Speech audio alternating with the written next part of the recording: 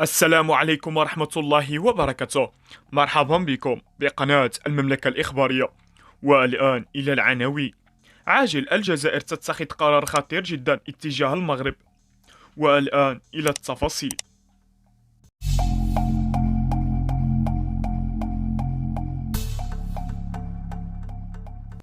يبدو أن الانتصارات الدبلوماسية التي حققها المغرب سنة 2022 تهدد كبرانة الجزائر اليوم أكثر من أي وقت مضى. هذا الانتصار المغربي دفع الجزائر إلى البحث عن منفذ ومخرج لمحاولة عزل المملكة الماضية بخطوات ثابتة في ملف الصحراء المغربية، الذي عرف تطورات إيجابية تخدم مقترح الحكم الذاتي الذي تقدم به المغرب منذ سنة 2007. وفي هذا الإطار أوردت صحيفة المغرب مقالا بعنوان "حصريا لعزل المغرب". تريد الجزائر أن تعيد في موريتانيا إنتاج ما تمكنت من تحقيقه في تونس.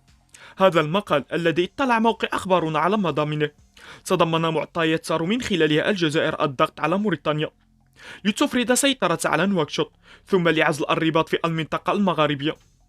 وفي التفاصيل تقول الصحيفة ذاتها إن الجزائر تريد تطوير العديد من المشاريع الرئيسية في موريتانيا، ثم تعزيز التعاون الثنائي في العديد من المجالات الرئيسية لا سيما الاقتصادية، حتى تظل نواكشوط تبحث عن المساعدة الجزائرية.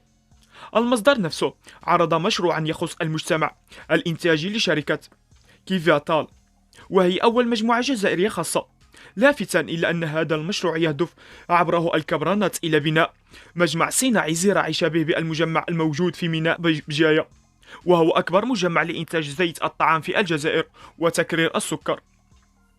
وصفت الصحيفة ذات هذا المشروع بحصان تراوضة الجزائرية في موريتانيا، مضيفة وفق مصادر أنه سينتج زيوت المائدة والسكر الأبيض وكذلك البلاستيك ومشتقاته لاحتياجات التعبئة والتغليف.